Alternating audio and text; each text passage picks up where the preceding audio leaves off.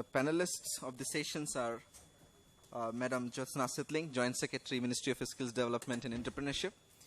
She is also the Director General of NSDA, National Skill Development Agency. Mr. S. N. Tripathi, Additional Secretary, Ministry of Skills, Ministry of Small, Micro and Medium Enterprises. Dr. Arun Verma, Vice President, Health Group and ILFS Skills. Professor Dr. Gurinder Singh, Group Additional Vice Chancellor, Amity University. And Mr. Sasi Chimla, Executive Vice President, Wadhwani Foundation. I welcome the eminent panelists under the chairmanship of Dr. Anup K. Pujari. I request Dr. Pujari to take this subject forward, sir, with your approval.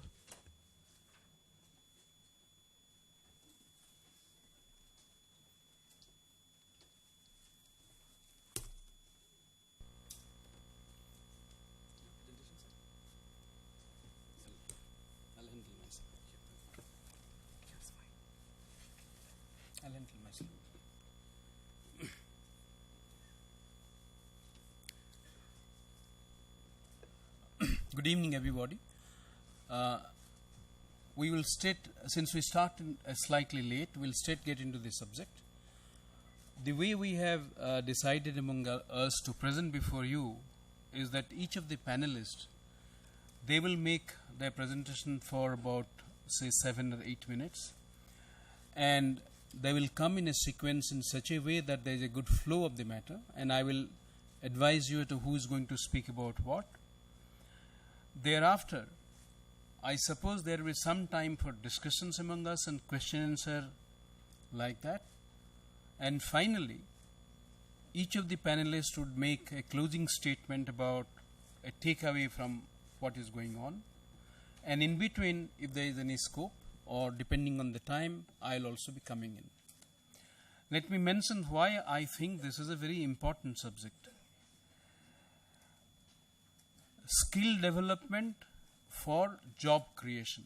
Essentially, we are trying to say that we'll impart skills not for the person to create a job only for himself or herself, but also have a multiplier effect on that. Let me give a specific example on that. Suppose we were to give training on beauty and wellness. Now surely, somebody who has been trained on beauty and wellness could open a salon in Delhi, maybe in Khan Market, maybe somewhere else, and that will employ a few more people and can have a market depending on how good it is. But suppose I do the same thing for the people in Bangalore. I come from Bangalore, and this is done for the people in Bangalore. Let's say the segment I'm targeting at the auto drivers' spouses, the school teachers, their spouses, the ladies, and I'm just targeting them for wellness and the beauty industry. Possibly, most of them, it may surprise you to know that the wives of the auto drivers, they are not aspiring to earn a huge amount of money. Their aspiration is only to make about 4,000 to 5,000 rupees a month, which will give them independence from their family in a financial sense, not to spend on their saris, but to spend on their sending their children to school. So that type of skill where somebody knows how to put mehendi, how to do little bit of grooming, and that's all that they need to learn with about 8,000 rupees of initial capital and a small amount of running capital, this is also imparting of a skill that is also making them self-sufficient, but it is not creating additional jobs, making perhaps a micro entrepreneur out of them. That is one side. So the same thing, the beauty and wellness industry can have different types of skill that can be imparted, different types of job that can be created. The point I'll make now and towards the end again, that one size does not fit all anywhere and mostly in the skill industry. With this initial thing, I would now request Sri S. N. Tripathi, my colleague in the ministry, who is Additional Secretary in the ministry and also the Designate Development Commissioner MSME, to come and make a presentation. He will talk something about our own department also and how the MSME ministry is coming forward to do this thing. So I leave the floor to Mr. Tripathi.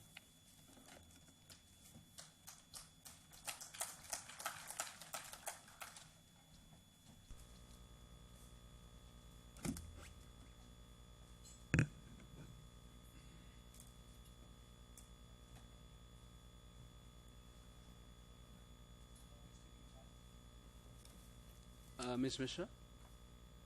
Is there somebody who will keep the time? No volunteer to keep time, is it?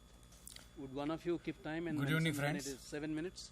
Respected chairperson, my dear friends on the dais, and friends and colleagues sitting in front of me. It's my extreme privilege to share something the way I look at skilling India and MSME perspective. I call it Power of Now because that's the name of a very famous book. But if we don't skill now, what are the consequences? Here is an industry. There are two extremes in this industry. There is one industry which always say that I am not getting skilled people. They somehow they are too desperate for a pair of hands that doesn't come. It doesn't care if it comes with brain attached. Another set of people are there where we are organizing job fair for 30,000 people, 35,000, 40,000 people for 100 jobs. So one side, unskilled people are there who are fighting for the same pie, whereas industry is suffering from skilled manpower. Vocational education, it is for other people's children, not for my children. It suffers from signaling value, hence it suffers from policy support. Many times we call them orphan also. If we don't respect vocational education, try to add skill somehow just to make him employable, it creates problem. Today or tomorrow somebody has to pay for it. Today we are first de-skilling them in education institution, then trying to re-skill them so that he or she is more suitable. Is it the right approach? The human body is a supercomputer that has been given to us, but we have to read the user's manual, and user's manual is the skill. Digital India, I do suppose, that can be a solution for reaching the unreached, funding the unfunded, and can be the tool through which we can link skill with employment and skill with employability also. I also give some perspective out of my ministry, how we look at. Our secretary has just mentioned that skilling for employability, skilling for better earning. We have to create a startup ecosystem where entrepreneurs and risk takers and innovators are rewarded. They require different skill by themselves. They require different set of people who can work with them, and they require a bit of hand-holding support also, and perhaps mentoring. We have come out with some solution on these lines like Aspire scheme, where livelihood business incubator for proven technologies, technology business incubator for proof of concept type and which requires commercialization, and fund of fund for bridging the equity gap to create an ecosystem of startup. Entrepreneurship skill development programs versus entrepreneurship development program alone, we are also adding them a bit of credit scoring model so that they can know whether they are fundable by a bank. We are also having a scheme for credit rating so that the units which are existing there, they can reach the bank, they are welcome, and making them bank ready. Similarly, we are having skilling for productivity gains, which may not create job per se, but will make the product and enterprise more profitable. Scale up entrepreneurs need trained manpower, but they are at times not very keen to give them higher wages. This is a dichotomy. You want a good trained driver with 6x6 eyesight, but you are not prepared to pay for him. Get a blind driver and face the consequences. I always say that knowledge is costly, but ignorance could be costlier. Technology development centers that the ministry runs, we train each year about 1,65,000 people with almost 98% placement. So a good skill is add to the employability. That is our understanding. NMCP program, National Manufacturing Competitiveness Program, where we promote lean manufacturing to reduce waste, design clinic to make your product marketable, quality management systems and quality tools, barcoding, intellectual property right and all these things, so that existing MSME enterprises can become productive and can enhance their skill so that they can face the market. Incubation, collaboration with the Indian Institute of Science, National Productivity Council, National Institute of Design, IITs and others. They are another area where the ministry is working for promoting skilling of the people who are already working in the industry. So we have ecosystem for startup, we have ecosystem for scaling up the current enterprise. Now Ministry of Skill Development and Entrepreneurship has come. So we have to realign ourselves, our courses as per National Skill Qualification Framework for our ATI schemes, where cost and quality standards are supposed to be followed. Sector Skill Council interaction for demand-driven industry-led training. We are also promoting Khadi sector where reforms and organizing artisans so that they can become more productive. Similarly, in choir sector, we are focusing on mechanization so that those who are there in this industry, they survive the onslaught of globalization and they also become competitive worldwide and internationally. Way forward, I do believe that vocationalization of formal education is more important, because first de-skilling, then reskilling and paying cost, it's difficult job. Dual system of German model perhaps is the right answer, but maybe there may be another mix. Virtual cluster where industry, academia and government can work together could be the way forward. Finishing schools where soft skills and other things which are needed by the industry so that they don't waste time. Our IT industry is a clear example where industry ready youth got immediate job, whereas other manufacturing sector they are still searching. In fact, Hindustan mein kaam dhoondna itself is a kaam. To reverse that trend, we want these finishing schools. And global standards, because we can't say that we will have Indian standard, Karnataka standard, UP standard or Bihar standard. It has to be global, pan-India and maybe meet best in the world. Only then skill. A good plumber anywhere will cost, but a good plumber is not employable everywhere at that cost. We have to create segmentation of the market, as our secretary was just saying. A beauty clinic where somebody adds a little more beauty may be a good idea, but a beauty clinic where the person adds enough income to send his children to school is a better idea. I'm not saying one is good or one is bad, but what we should focus on. Similarly, matchmaking, digital employment exchange we have created so that trained manpower is linked to the industrial needs. Similarly, I am one of those who believe that there is need for a single labor market. Labor is primarily local, but unskilled. Skilled labor is fairly mobile. So we have to create market for them, maybe global market also. The visa issues, H1, L1 and all those issues need to be sorted out and seen on those perspective, how we can become the skilled market of the world, as our Honorable Prime Minister tells us. Yep. Ease of doing business, sir. One more minute. Sir, only 30 seconds I will take, sir. New areas where we think that we should concentrate is innovation and incubation, where academic linkage and CSR fund could be clubbed so that we skill the youth who are with you. Today I was talking to an institute which has come for a proposal. They said, I want to teach everybody in and around my university. I told him very politely, sir, you don't care of the whole of the world. You take care of the children who are already studying with you and paying you. Why don't you make them skilled and good entrepreneurs and then look to the world, where whole world will look to you as a Harvard and MIT, than you looking for the persons here and there. Doing business for growth, governance issues, regulatory burden, all these things are issues which create problem for entrepreneurship, because we want to get a 10 to 5 job, then become entrepreneur and risk our own valuable assets and mind. So we need to create an atmosphere where entrepreneurship is promoted and it is rewarded also. We are one of the few countries where second failure is not allowed. We are working on those lines also, how bankruptcy clause and bankruptcy rules are taken to task. Sir, MSME, we are serving as the voice of small business. And I must thank each one of you for giving a patient listening to me. Thank you. Thank you very much.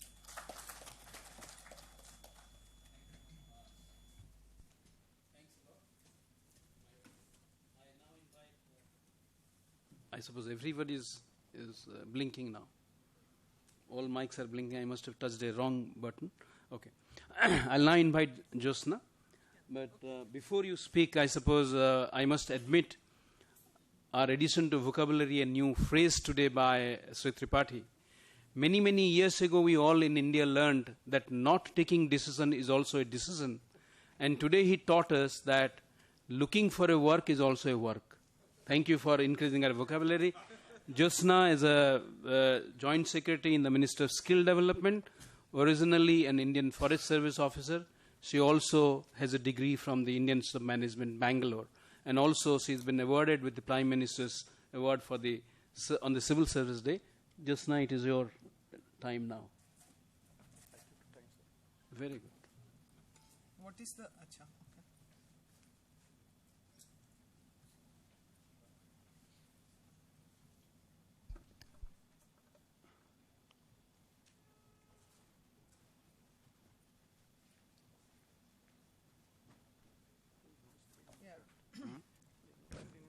Okay.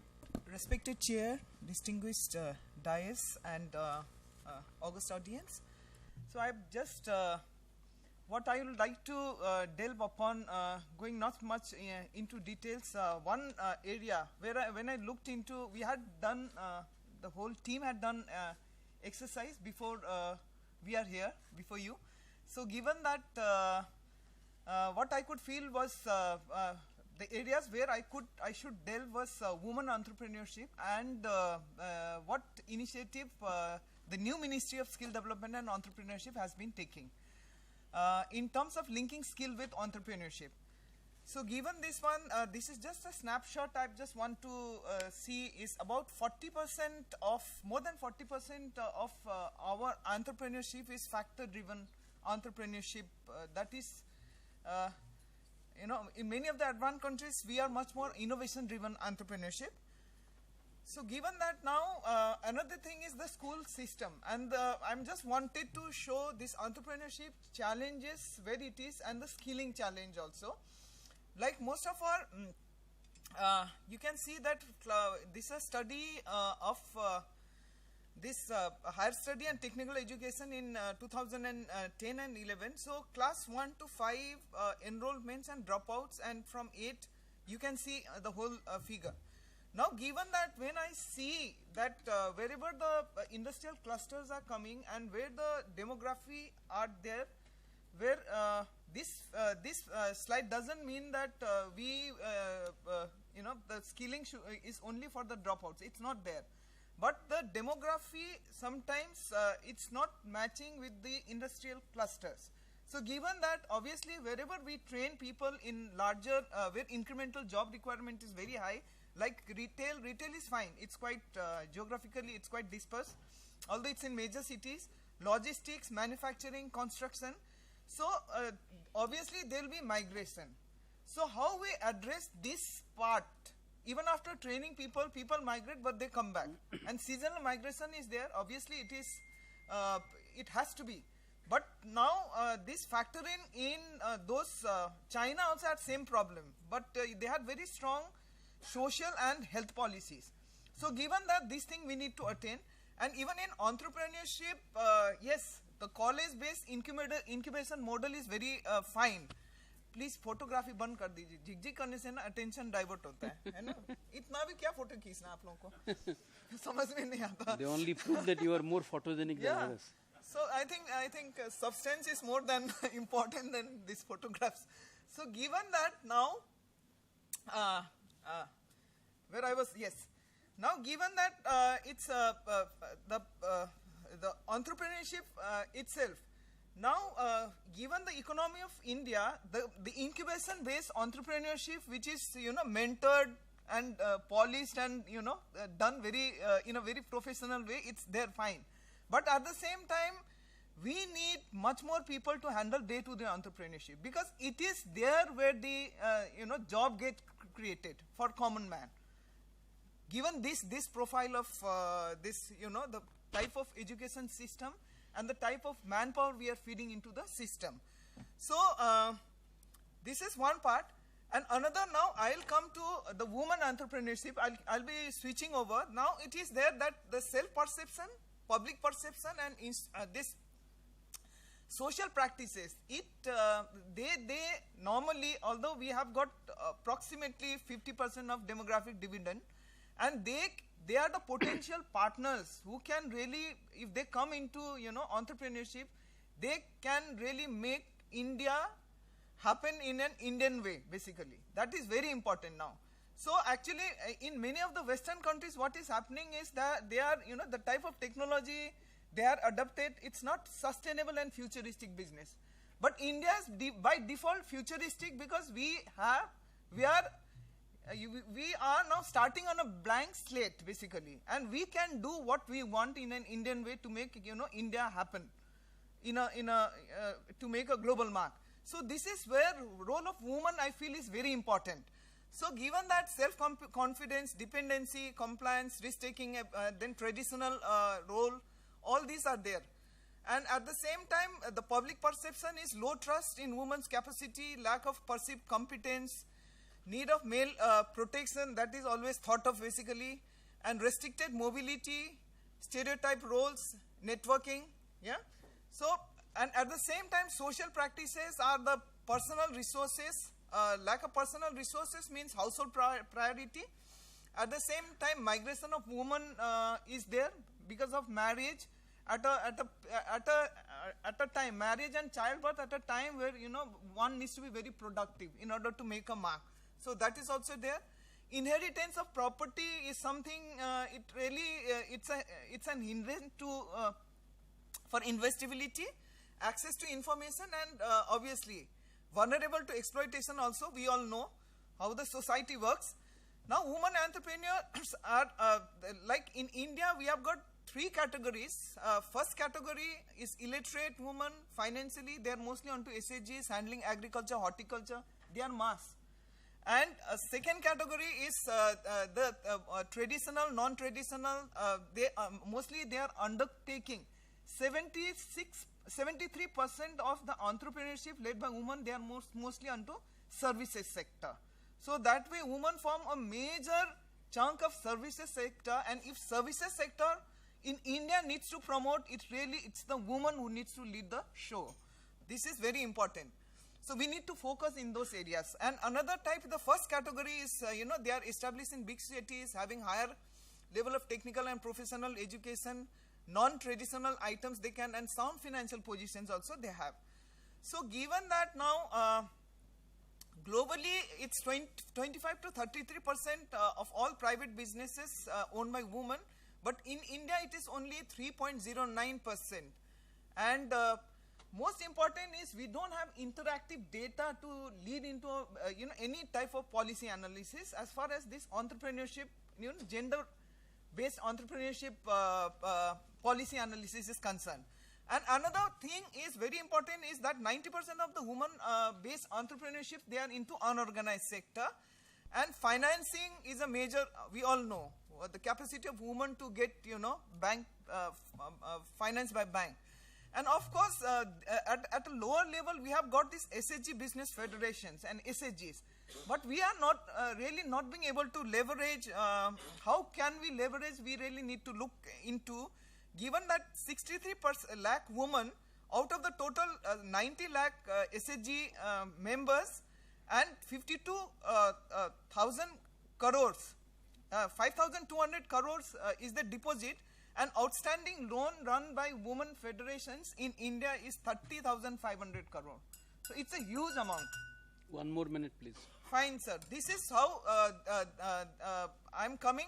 Now, given this, the role of entrepreneurship among women is gender neutral incubation, accelerator, mentorship support, as we all know, access to capital.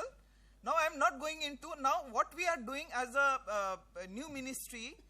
Promote entrepreneurship of women. We have a special strategy here, and foster social entrepreneurship and grassroots innovation, where the role of women is more in health, education, nutrition, in services sector.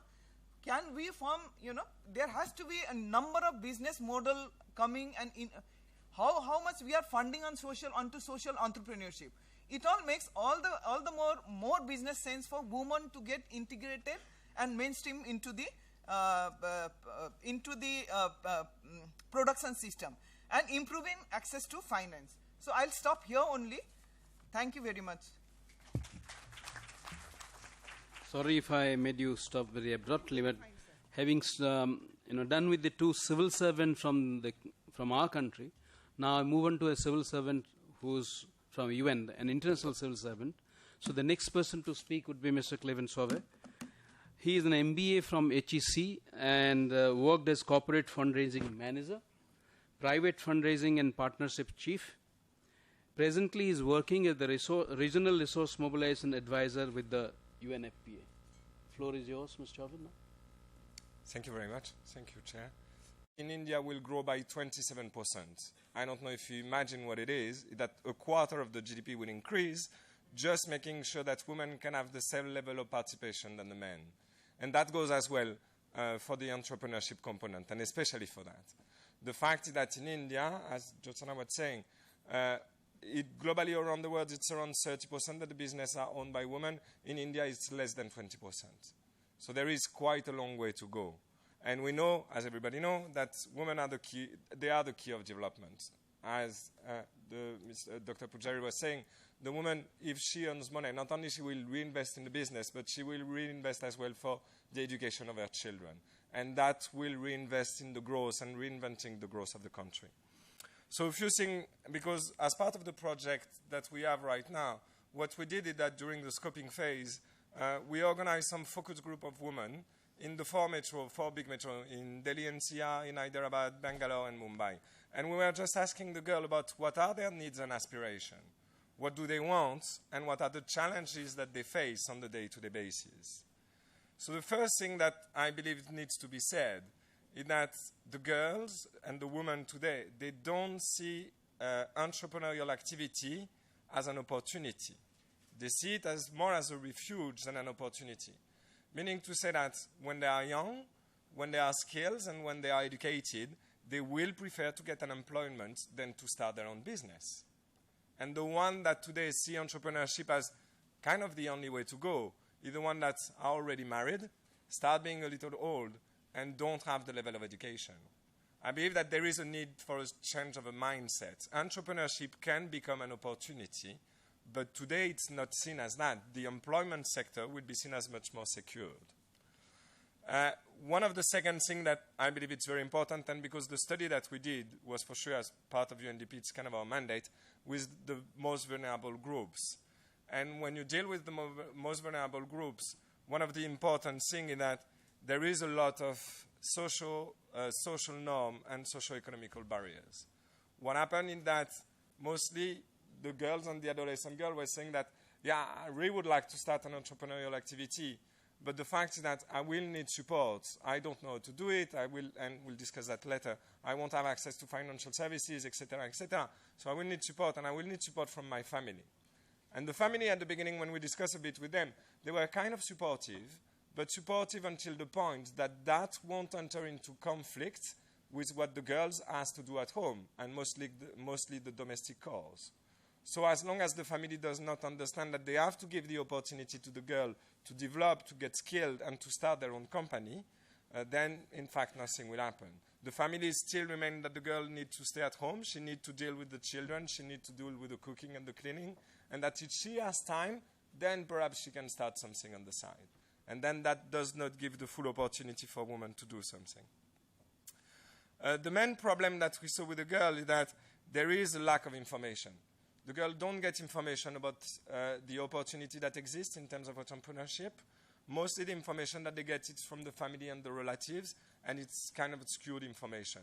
So we need to find a way to reach out to the girls and the adolescent girl and the women and to tell them that there are government schemes that exist, that there are opportunities in terms of financial access, and that, yes, they can start their own businesses.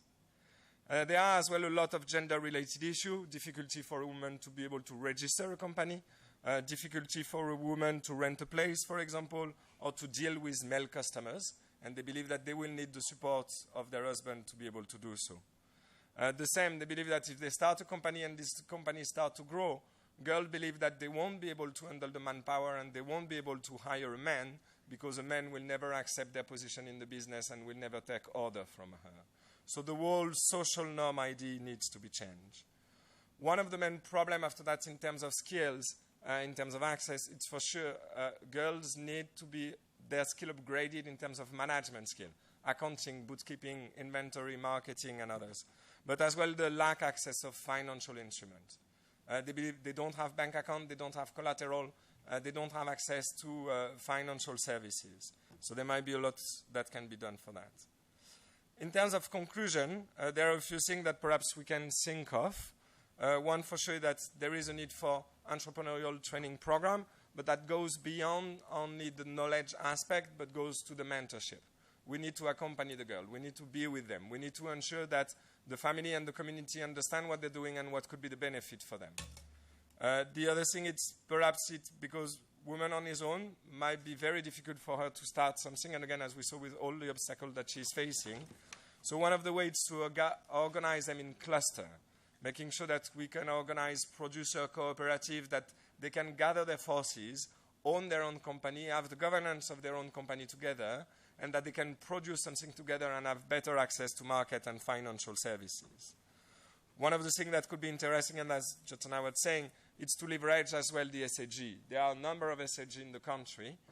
There might be a way to reaching out to people and to reaching out to women and ensuring that we can give them a lot of opportunities. So there is a need to develop equities and win-win mechanism as well between the large corporate and the small entrepreneurs. Entrepreneur, for example, the market in terms of craft, handicraft, creative goods, as we call it, it's around $400 billion, and it's increasing with the double digits every year on a global basis. India has a market share of 2% of that. That's far, far, far too small. And that could come a lot from the different entrepreneurs in the country. But we need to organize the system. The large company need to have a kind of code of conduct to be able to deal with small entrepreneurship and women entrepreneurship and producer cooperative. If we can do that, if we can agree with the corporate sector that they will deal perhaps with a certain code of ethics when they deal with entrepreneur and ensuring a minimum price and ensuring a certain supply chain value, then in this case perhaps we can grow and we can provide more opportunity for women. Thanks a lot. You saved me 1 minute. Thank you very much. The 3 civil servants are now done. Now we go to the people who are not in the civil services and who bring in their experience from the real world where they've worked, unlike others who have been pushing files. So the next person I would invite is Dr. Arun Verma to speak. He says that he will be focusing on the ecosystem of development for entrepreneurship, mostly done from his experience as a vocational training provider. And Dr. Verma has been educated at Asian Institute of Technology, Bangkok, holds a PhD from University of Cambridge, and has been working with the ILNFS for a while now. Formerly, he has also worked at TERE. Mr. Verma, Dr. Verma, the floor is yours.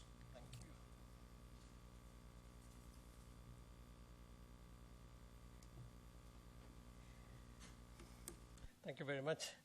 And I'm quite excited to see the linear progression that has been happening through the speakers because, from the need of a policy framework and the thrust that the ministries and departments are giving, and thereafter then culminating with the importance of the women entrepreneurship, their role in it.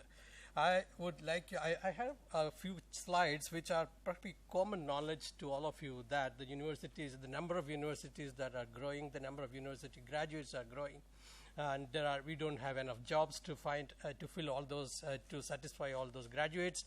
These are all. So I'm skipping all of them now.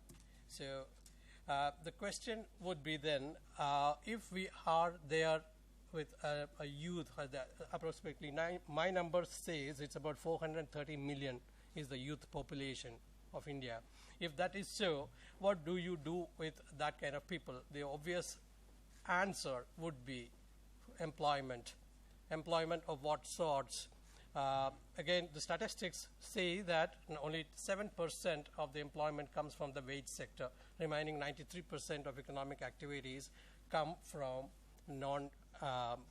non-employment, that is the typical employment, non-employment or non-formal sector. If that is the case, then where are the people and where do we find them?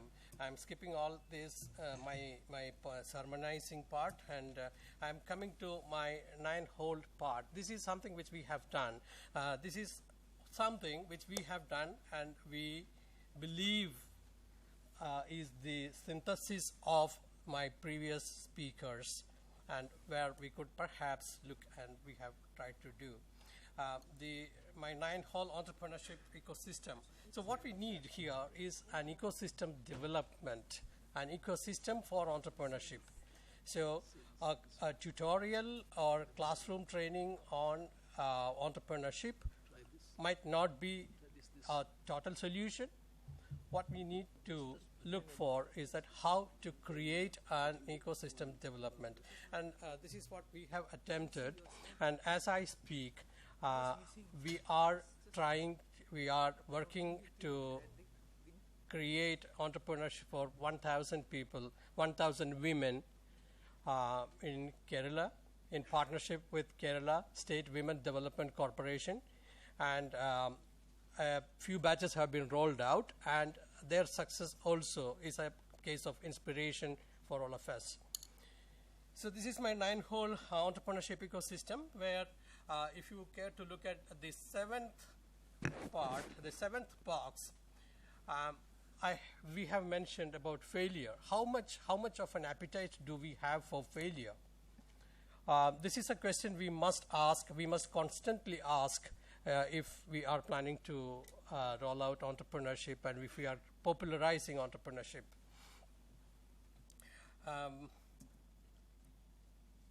I'm skipping again all this ecosystem sermonizing again. All I'm saying is we are working with Indian Institute of Management, Ahmedabad, to create the course content, and we will get into the structure as we believe should be the way. We must own it up, and to my understanding, it should be a 3-way ownership that's required. There must be a program custodian, since this is very nascent here. Entrepreneurship and self-employment has not become a norm in our society. So we must have, at least for some time, a program custodian. I'm very happy to see the Ministry for Entrepreneurship and the Ministry for MSME are all taking up that. I think they will fit that role very well. And then there must be a program manager, because the ecosystem has to be held together by an agency other than the entrepreneur himself or herself. And there, again, as a part of it, another agency or a platform must be there which helps the entrepreneur to talk constantly. The dialogue should be on for products, more services, improving the products, etc. So this is the kind of building blocks, or the kind of a sphere in where the entrepreneur would be rightly placed.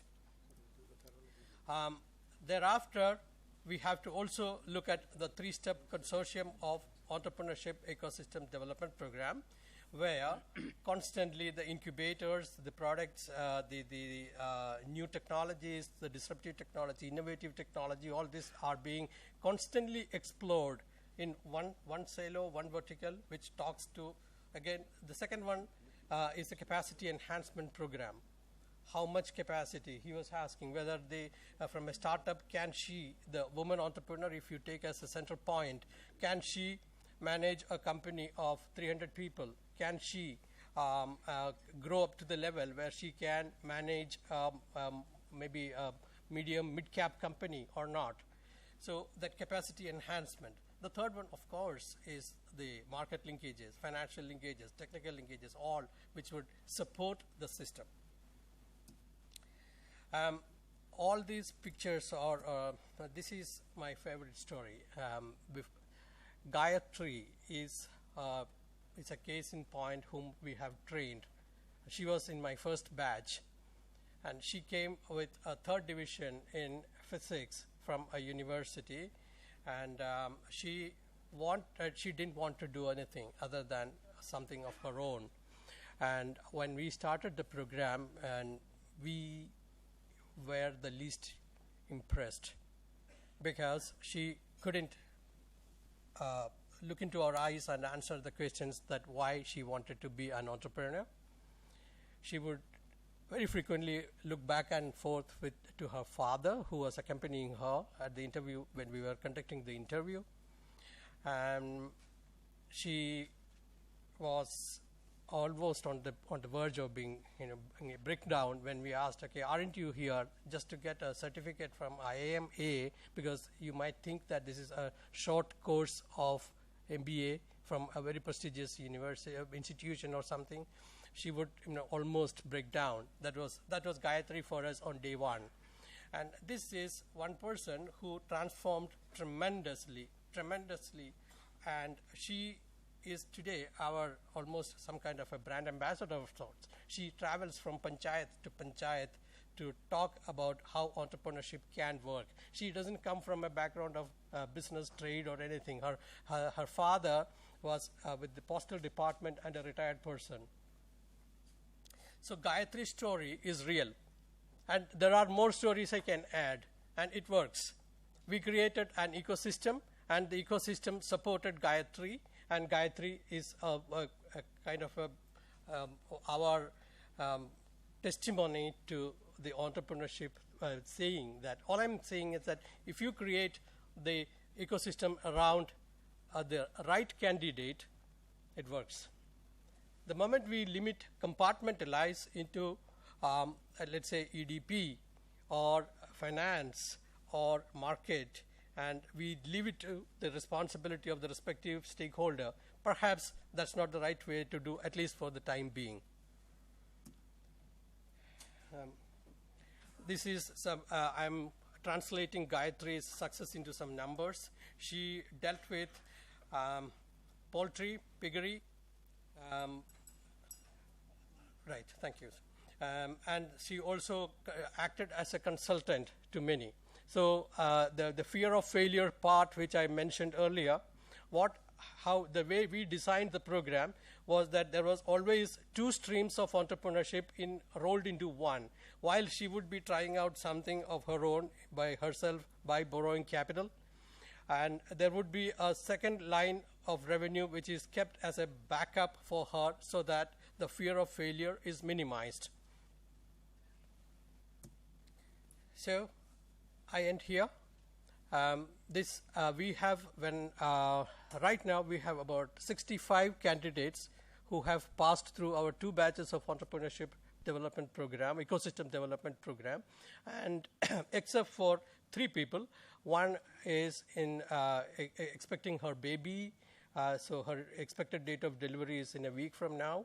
The second one has certain medical issues, and the third one has not started because she lost her father 3 months ago. She hasn't really initiated anything. Except for the 3, the remaining 62 or so have started and made more money than they have spent for the program. Thank you very much. Thank you very much. I think rather than our wasting time in this, we all should go and see his program and send everybody else. I suppose you will close our offices if out of only accepting 3 and for unusual circumstances everybody has become an entrepreneur. There's a tremendous success.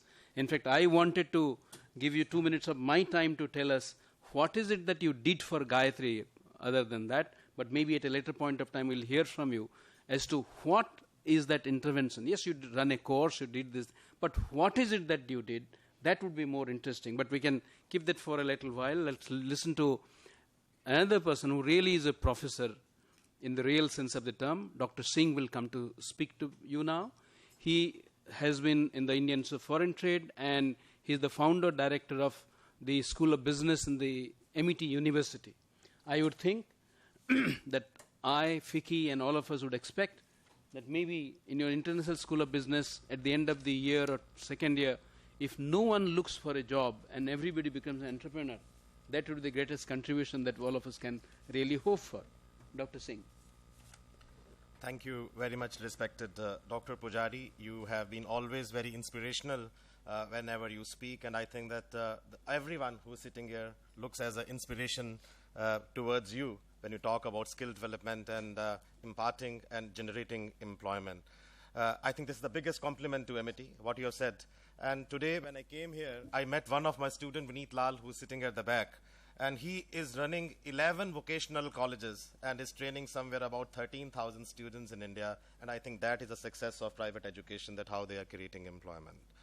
I have been given 8 minutes to speak, and I will try to share some of the experiences which as academician, which as universities, which as vocational training centers we can create for the students to create world-class education and world-class employment.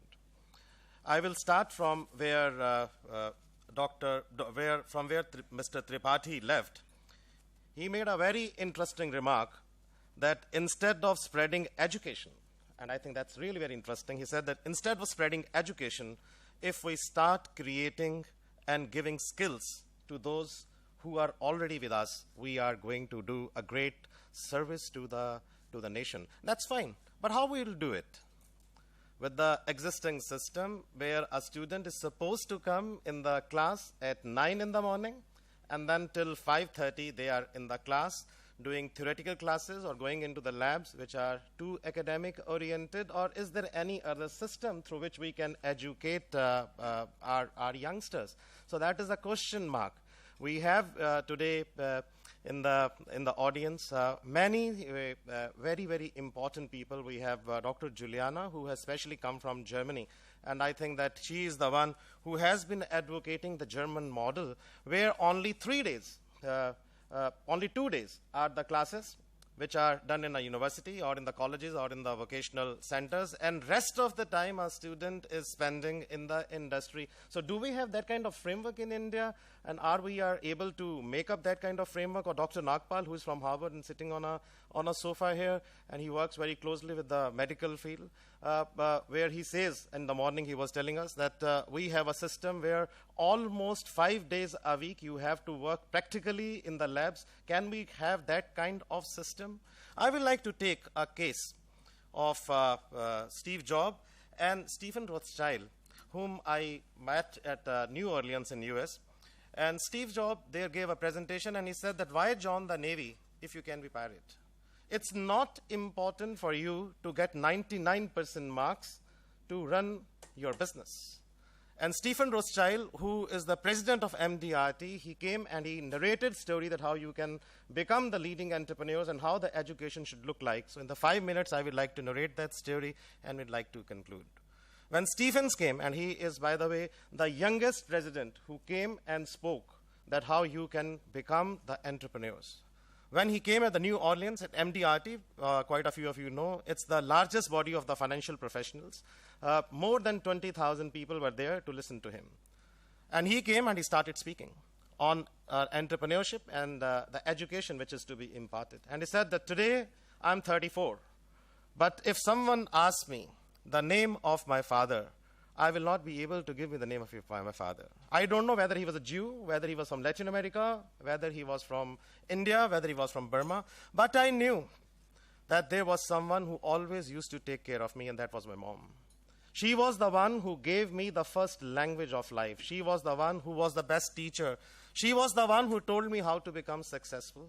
But I also knew that my mother used to cry, sometime in a living room, sometime in a kitchen, sometime while watching a movie. And I used to ask my mom, Mom, why you cry?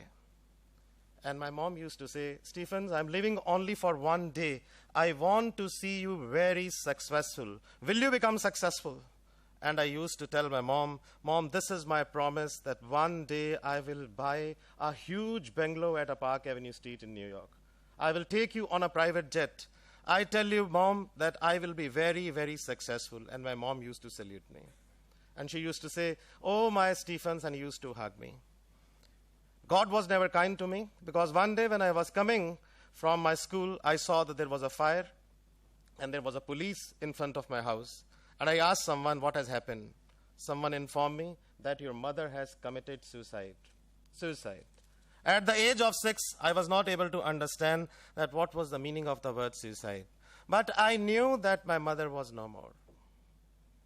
She was dead. For the last time when I kissed the body of my mother, it seems that her eyes were still open and she was asking me the same question. Will you become successful, Stephens? And let me tell you the story of exploitation which I suffered. Today you are asking me to tell you that how you can become an entrepreneur, because I run a business of about 45 billion and I have about 78 companies to my credit. But let me tell you the story of an unsuccessful child, which can give you a theory that how an entrepreneurship and entrepreneurs are born.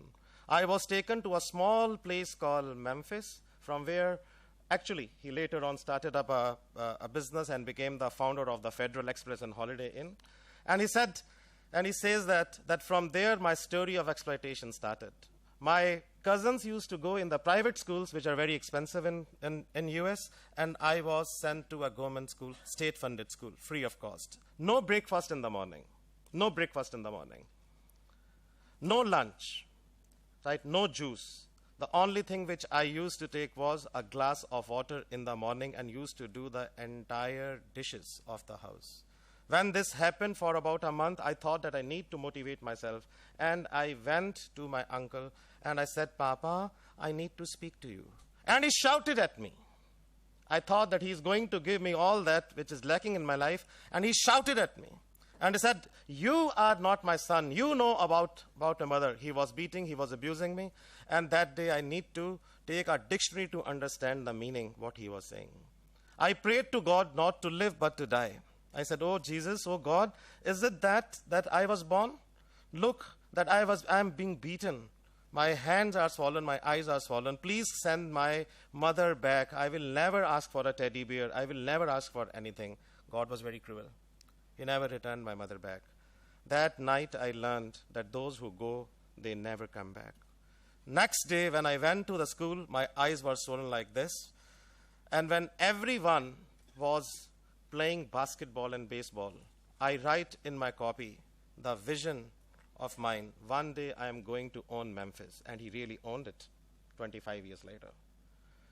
I knew that nobody is going to clap for me on the annual day because my parents will not come. So I had to make my speech more effective. He became wonderful orator. I knew that I had no time. So instead of concentrating on theory, I started concentrating on practical knowledge. At the class, when everyone else was enjoying their football and was enjoying their movies, he started working as an accountant in the industry. Right? When everyone else was enjoying their life, he started and became an insurance agent. By the time he was out of the school, he started his own company and started operating at the New York Stock Exchange. 6 years later, this gentleman was the one who was amongst the top 4 brokers at New York Stock Exchange. Right? At the age of 30, thank you, just 1 minute. At the age of 30, he was the one who was given the president of MDRT. And at the age of 34, he became the first one to speak on the top of table in front of 24,000 people that how you can become entrepreneurship. I met many people who were talking about constraints. So gentlemen, it's up to your vision. It's up to your attitude. At MIT, we are trying that we should be able to create world-class entrepreneurs. Today in the morning, as a tribute to this seminar, we have started up a new institution which is concentrating on vocational education with a commitment that within 3 years we will have 5,000 students. Thank you so very much.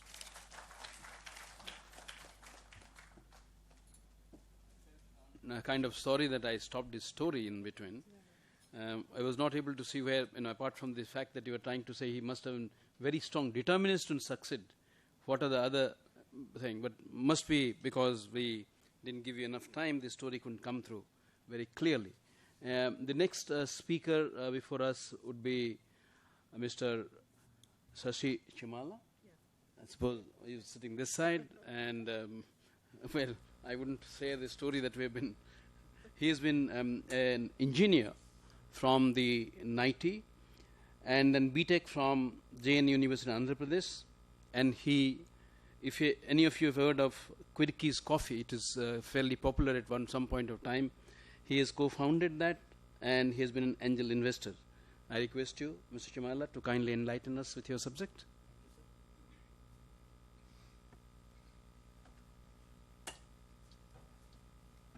Dr. Pujari, my fellow panelists, esteemed audience, thank you so much for the opportunity. I thought today I'll try to bring the perspective as an entrepreneur. I'm a serial entrepreneur. In fact, I joke that I'm a convicted serial entrepreneur. I've created companies both in US and India. Also as the leader or head of NEM, National Entrepreneurship Network. Okay, so there is a good news here. The first step is that we have recognized entrepreneurship as a skill. Okay, and so many people ask us, can you teach somebody to be an entrepreneur? we call it is the muscle or the bone question. And, we have proven over the last 12 years at NEN by teaching people to become entrepreneurs that it is a muscle. It can be, cultivated, it can be strengthened, and you don't need to be born with it, right? And, so we have data to prove it. We have taken this responsibility of inspiring young people in colleges, over 500 plus colleges, in teaching entrepreneurship, where they practice entrepreneurship while on campus, creating campus companies, and they go and create companies and hopefully create jobs. Okay, so entrepreneurs obviously do create jobs. There's no question about that.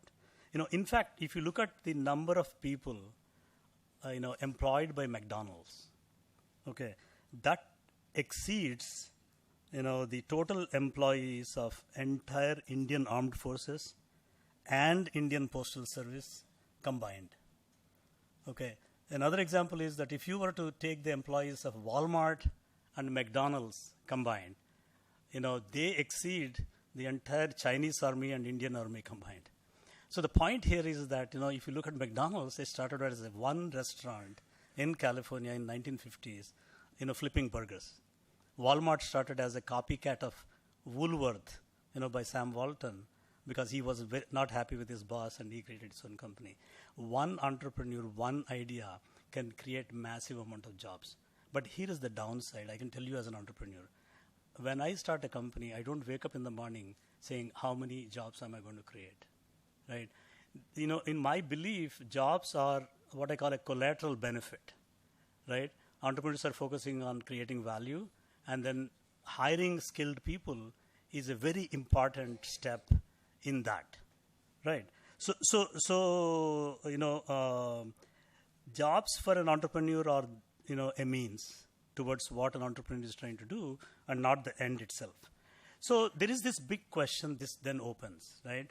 Do we attack this problem, both, skilling entrepreneurs as well as job creation? Do we attack this as a supply problem or a demand problem? There has been a lot of discussion about how do you create the supply, how do you train people, right? How do you catch them young? How do you make them into plumbers or programmers, right? I, as an entrepreneur, personal experience, as well as at NEN, I come from the demand side. My belief is that if you create demand, the supply will eventually take care of it. Not necessarily the easiest path, but will take care of it. But the other way is, I'm not necessarily sure. A good example I'll give you is, the Indian IT sector. Okay, my claim to fame is that I was an employee of Tata Burroughs, which was, I don't know if you remember, it became Tata Infotech later. Those days there were only two companies, Tata Consultancy, Tata Burroughs. And the first batch of them they sent to US. I was in the second batch. So my claim to fame is that I'm one among the first 100 people to go to US who started this whole IT, revolution. But look at what happened. We didn't skill millions of people, thousands of programmers in anticipation of IT jobs, right? And there was more demand, right, than we could. And then a lot of cottage industries came, big industries came, NIIT came, SSI, Apple training, and then they trained people. So my approach is that of demand. So train entrepreneurs, let them go create companies, right? That requires a lot of skilled jobs. And then there will be other entrepreneurs who will go skill people, right? Is what I am approaching. Now, when you really, the story that McDonald's and Walmart's don't really tell you is that they may be great success stories, but the real unsung heroes in job creation in any country, especially in India, are the SMEs, the small and medium enterprises. They don't need to create the next Flipkart or Amazon. They don't need to raise billions of dollars. They are trying to take care of a local problem, exploiting a local opportunity, and they have to go hire local people. And they, in numbers, this is the ant versus elephant story. They are actually creating a lot more jobs, and we, need to help them, right?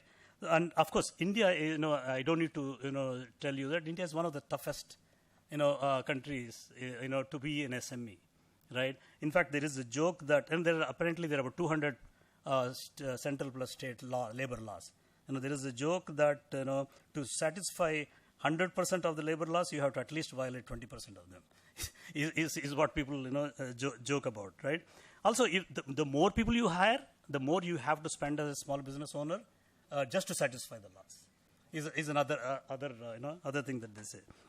So my recipe, right, for creating entrepreneurship, skilling young people to be entrepreneurs, and also creating jobs is teach entrepreneurship at a very young age.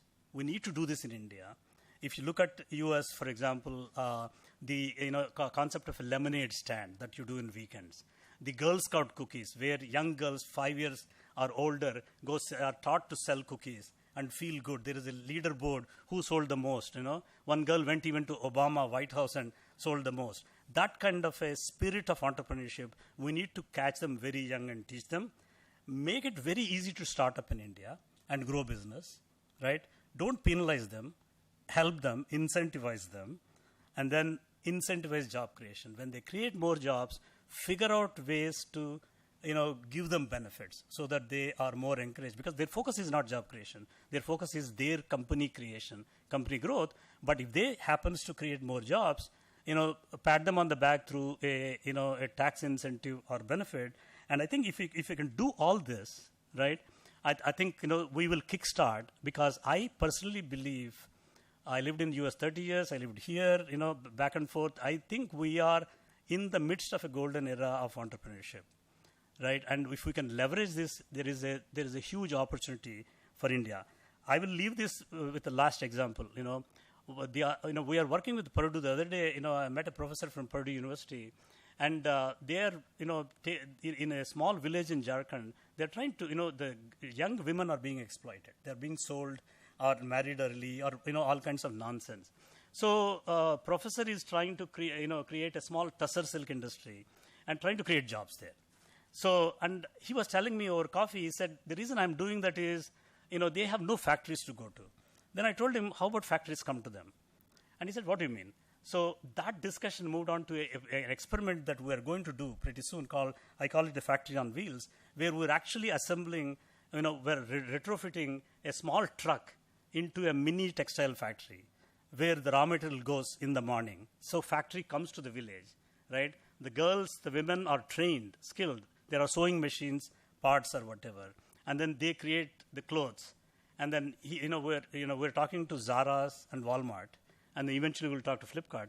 So this is another innovative idea where we're saying that don't wait for massive investment in factories, create this. I hope it's successful. We're going to experiment as entrepreneurs. So that, hopefully little things like this, where we take jobs to people, will kickstart this whole, spirit of job creation and skilling people where they are and not necessarily where they have to go to. And I appreciate the opportunity that you've given me. Thank you. That was very nice of you, Mr. Chimala. We'd opened, I suppose, just about 6 o'clock, but since we started late, I would hope that the organizers allow us about 10-15 minutes of questions. Almost all the speakers have stuck to their time, so we would take questions, but let these be questions. Let this not be statements. Let not this be what you believe, specifically focused questions. If you know whom to ask, that will be great. But if you do not know, I'll decide who will answer the question. Please tell your name and shoot your questions. Yes, please. Gentlemen there with specs. I'm sorry. My question is direct. Specs. Let me Gentlemen, specs and beard. Okay, done. Engagement in polytechnics and ITIs. Is that a question? Yes. Engagement. Make a statement. Not a statement. I'm asking, whom should I talk? Talk to her. Yeah. As far as entrepreneurship, education in ITIs are concerned, polytechnics we are now on to discussion. But in ITI, since ITI has already come to Ministry of Skill Development, so we have already now developed course curriculum, and we will be doing piloting. Yeah. Piloting, and right after that, from next year onwards, entrepreneurship education will float into every ITIs. Ma'am. Yes, gentleman there, yes. Yes. There are two kinds of entrepreneurship. One is compulsive entrepreneurship, which people have to take because they can't find job, and second is the kind of entrepreneurship where people choose to become entrepreneurs. So lot of discussion I heard around in the panel was veering more towards these compulsive entrepreneurs who are on subsistence. So is there a different kind of skill framework in terms of training for the subsistence entrepreneurs versus the entrepreneurs who would really make large companies and will create large scale employment? Yeah. Well, I feel that this becomes an MBA class now. But what is at the end important is that we are looking for entrepreneurs to come in. And as the last speaker mentioned, who is an entrepreneur? A person who creates value. Now, if while creating value, if some employment comes in as a byproduct, so be it. The essential thing is that we're trying to talk here today about whether skills could be, there can be some amount of skill that can be harnessed, can be imparted, can be taught, so that entrepreneurs will grow. It doesn't really matter which one. That is a second level question. Okay? The gentleman there, please.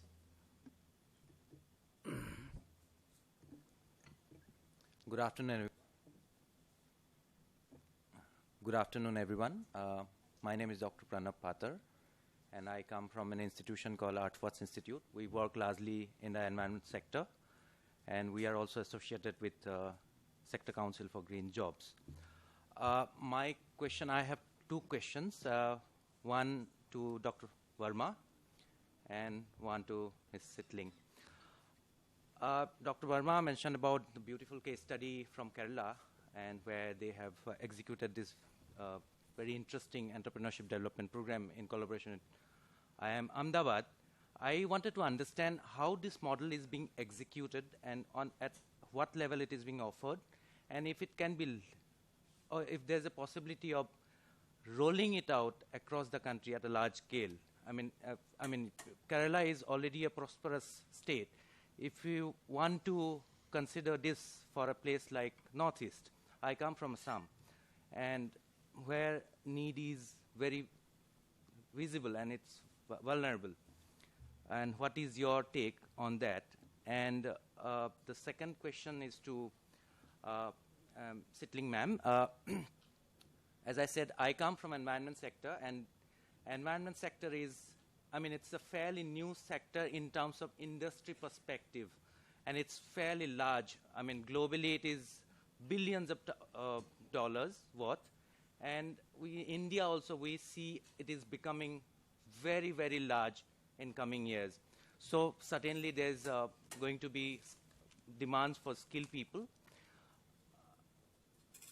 But apart from skilling, I want to understand, because you mentioned about incubation-based entrepreneurship, I want to understand if we want to look at it as a mass scale for social and environmental-based entrepreneurship for India, what is your department doing to popularize entrepreneurship through pro bono-based incubation centers, creating pro bono-based incubation centers? You answer. Thank you. Yours is easier one. The first one was to... No. Oh, I'm sorry. That is an easier question. Please answer. The program which we are rolling out is region, language, and community agnostic. So whatever is possible in Kerala, it has no bearing of a particular community or the language they have. It happens to be that it's a highly literate state, but the same program can be adapted very easily in Assam. So can I? Just a minute. Just now. So I think, yeah, okay. Yes. As far as linking, environmental and social entrepreneurship is concerned, now there are entrepreneurship is entrepreneurship, yeah, and it has to make a business sense, yeah. So I think we cannot separate these two things, but at the same time, where you see the value and create value, that is more important. So right at this point of time, as a new ministry who is venturing into entrepreneurship, I really don't see that much of difference right at this point of time. Yeah, creating value to the society, creating value for business is more important. And for what? basically. If it's make a business sense that has got social positive, implications, so it's a sense of making business done, basically. Fine? Yeah, so I would like to add, one point, Please, with please. your permission, sir. Yeah. So we are working together. That's yeah, all. exactly. I just wanted to bring the context to you and the context of Northeast here. So based on our track record and the results that we have shown, the number of companies our students create. By the way, the Practo is one of our, Shashank is one of our, he's become very successful. He's going to list on NASDAQ, pretty soon, right?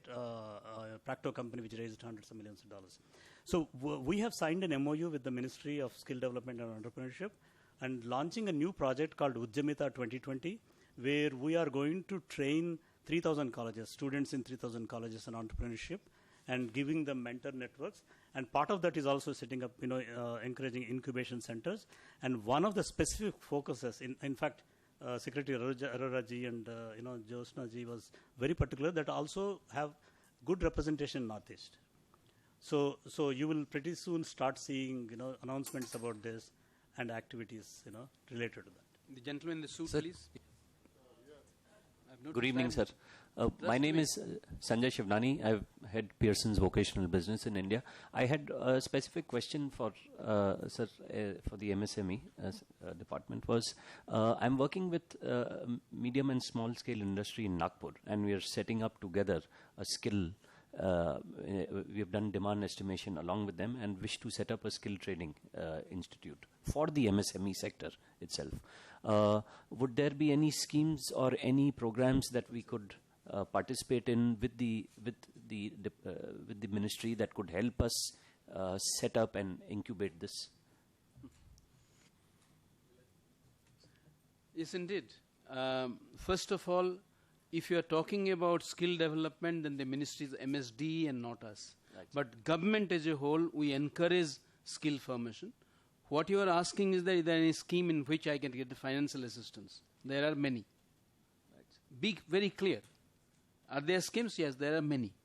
Right. So you right. tailor yourself to whatever we have to do. Right. And if you think any of our scheme or her scheme is not suiting your need, Right. advise us that is this the type, this is what we would like to do. Can you help us? At best we'll say no, isn't it? Right. But please articulate. Right. So I can come with the project and share You it don't with you don't need a license, You have to come. Right. Yes, please. Right. Thank you, sir. Please. We have national. Sorry, let him add one more. I will add one sentence. In fact, it's not an advertisement of my ministry website, but still I would say you go to msme.gov.in, click in the bottom e-book. There is one book in the first where you get 34 ministries and 210 schemes meant for MSMEs. Any ministry could have charged about millions for that. We are making it available free of cost. You're doing pro bono. Thank you. Yes, please. Yes. Yeah, we have national skill development, national skill qualification framework for skill development. But generally what we see is when somebody comes for entrepreneurship, he has two issues. One is from an MBA perspective, how do I run a business? And the second is what business do I need to do? So do we have something like, are we looking at creating entrepreneurship just like project reports, which we can offer to these budding entrepreneurs to choose from? And this is besides teaching them finance and general administration. You may be disappointed if I tell you no. If government were so good, then I would give it to my brother-in-law, isn't it? I will not call you and give it. If I had a project which was successful, which will become successful in the market, I will call my brother-in-law and tell him, please run this business. Government does not have any projects for entrepreneurship or ready-made thing where entrepreneurs can come, and there is no plug and play in the government. Okay? Number two, all that we are trying to do in the government is to create some sort of an enabling atmosphere that we think is correct. Okay? Lot of people, wherever we go, people try to talk about ease of doing business. Fair enough. In FICCI, in CII, this is what people would like to hear. But please look around everywhere. There are at least 60 to 70% of entrepreneurs in our country are not incorporated. They are not companies. They are individual-based, family-based, a few here and there. The person who delivers newspaper in your house, is that a company? No, that's not a company. Can it become, if it were a company? Of course it will become better, because in the same locality, rather than 3 persons coming and delivering newspaper, only that company will come and deliver newspaper. The cost may come down, maybe it will become a monopoly power. So therefore, while creating business, incorporating company is a good thing. We're quite okay if the people are creating jobs and becoming entrepreneurs in some way. Our aim, as I and my colleague Sri Tripathi we talk about, we are one department in government where we are delighted if people leave us. I do not want more and more people to come and be my member. I would like more and more people leave me. From becoming micro, small and medium enterprise, they must be big entrepreneurs. For that, we need that ease of doing business to a greater extent. Well, my question was coming from an experience where somebody came to me and says, I want to do something like this. We don't doubt that. Yeah, and it was, what kind of machines do I want? Some very basic information. Please. So we were wondering if sector skill councils could get in. Sectoral skill council would only be talking about what are the different skills that they'll give certain standards. They try to look into that. But if you say what type of machine I may buy, what type of thing I may invest for, we are not the right person to look at. Okay. Now there is one more last question from the front. Yes. Yeah. We can hear you. Sir, kindly allow one more question after this, because I wanted to ask it earlier. I'm Majid Kumar, founder Khushigram. It's a social and green enterprise platform. So, adding to question he put, just I'd like to clarify more. There are certain schemes on climate change. Sir, we'll take questions, no clarification. Question only. I'm asking that question to you. There are certain schemes that are in that are adaptation on climate change and then renewable energy. So, can't we integrate all these together when looking at enterprises that are socially more relevant and ecologically better off? Thank you. Yes, we can do. Take a project from us. Social entrepreneurship chapter will delve into these issues only. Yeah, the lady, please. Yeah, thank you. Myself, Medha Joshi from SIDCO, Mumbai. I think somebody mentioned that if women participate in the entrepreneurship, the GDP will be double and something. So I'm just focusing more on the rural women who are... Sorry. Yeah. I'm focusing on the rural women who are really far away from the knowledge also. So would it be part of skill policies like that to create the hunger to get the skills in these women? I think more, awareness or the mobilization and all this skill, that's part to, I think, because there should be, proactive engagement by the recipient of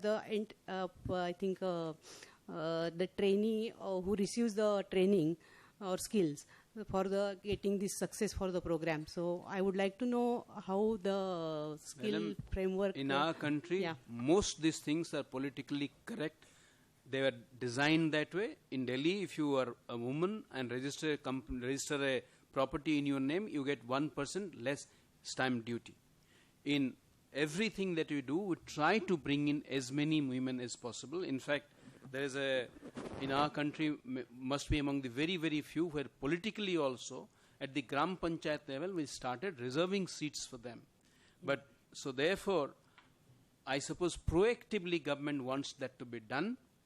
The banks, when they give loans also, we do monitor how many have been given to women or how many have been given to women-headed entrepreneurs. We do that.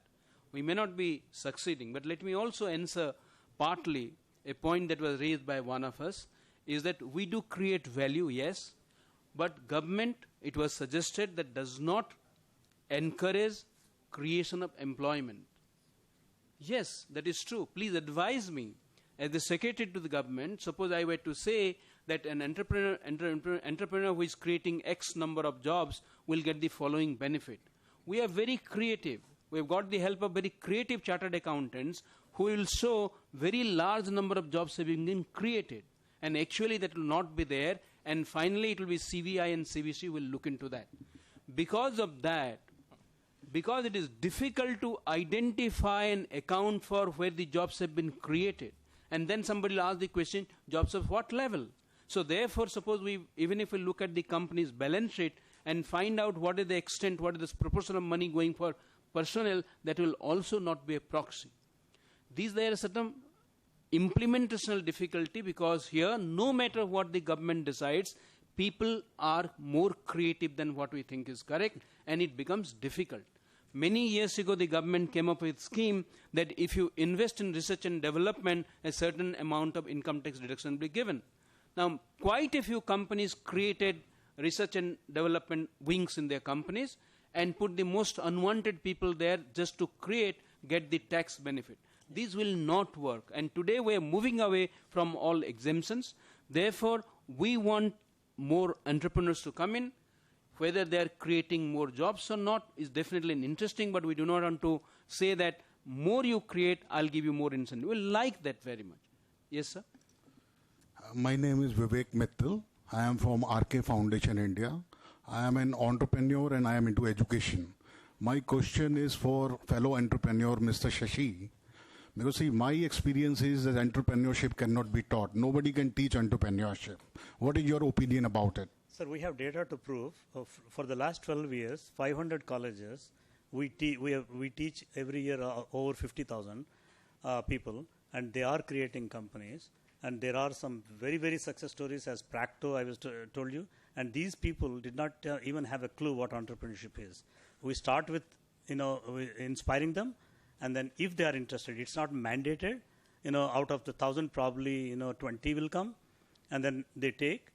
And then, an inspiration not by me or, the faculty, by bringing fellow entrepreneurs from locally. When, human mind is, if I see you do something, then I tell myself, oh, I can do it myself. If I see some Steve Jobs creating billions, maybe not. One of the important things for India that is happening, why I said golden era is happening, is we have now local heroes. No longer Steve Jobs and Bill Gates. We can see local young people, becoming entrepreneurs. Now Indian kids are thinking, I can do this too. So yes, it can be taught. Okay, we close. I know there may be some more questions. We'll close. I'll just stick to 2 or 3 minutes. Point number 1. There may be difficulties or differences among us, but whether entrepreneurship can be taught or not, all we're trying to do, will not take the moral high ground that we teach, but can we facilitate entrepreneurs to come in? Some people may teach them, some people may create environment, but what we all agree is that there must be more and more job creation and more value making. Second point is that quite sometimes when we talk about the startup, we think about a startup is somebody who is doing a mobile app and going into this thing, selling that business and doing. Well, startup in services are a good thing, but we are also quite keen about startup in the manufacturing sector, because this is where we must be getting some tangible value coming. Services sector has done very well in our country, but today we need more manufacturing. We want this country to become the manufacturing hub of the world. Third, a small example I would like to tell you. How many of you have heard of a district called, or a place called Mangalore, not Bangalore, but Mangalore. Now, there was a time about, let's say, 30 years ago, when I'm not from the state of Karnataka. I came to the state of Karnataka by allotment, and I found that in the state district of Mangalore, at that point in time it is called Dakshina Kannada district, it has large number of very successful producers, manufacturers of bidi. Bidi is the Indian cigarette. Now, what is so exciting about that? The thing that is exciting about that is that Mangalore does not produce tobacco. Tobacco is produced in Guntur in Andhra Pradesh or Shimoga. Mangalore doesn't produce bidis, the tobacco. Mangalore doesn't produce the bidi leaves, which is called tendu leaves, which are produced in Madhya Pradesh, Chhattisgarh, Odisha, Bihar. How is it? Does Mangalore have a lot of smokers? No, Mangalore did not have smokers. So there is no market, there is no supply side, there is no demand side. How was it then in Mangalore people were able to have very successful bidi industries? Jocularly I used to say, because I was the collector of the district at one point of time, that they have dexterous hands, fertile minds, and silky thighs where you roll the bidi.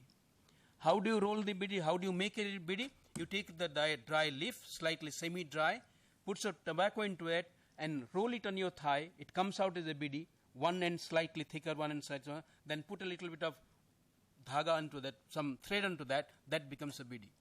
Entrepreneurship was there. And what is entrepreneurship? Somebody found this market that people are smoking bidi. I can do this at a lower cost than people who are producing the areas which are producing tobacco or areas which are producing bidi leaves, and did it. And entrepreneurship is that person who is looking for an opportunity. And what opportunity is looking for? Either to produce a new commodity, or to produce the same commodity more efficiently, or perhaps to make some improvement in that commodity or service and do it. I am sure this is something which we may learn, which you may go to school, which you may learn from somebody others, but the story that was being mentioned by Dr. Singh, there has to be absolute desire to succeed, and that is what will be propelling us to the new era. Thank you very much. I would like you to advise if there is any question. I, my colleague Jyotsna, and Mr. Tripathi, we would like to be of some help to you. Thank you very much.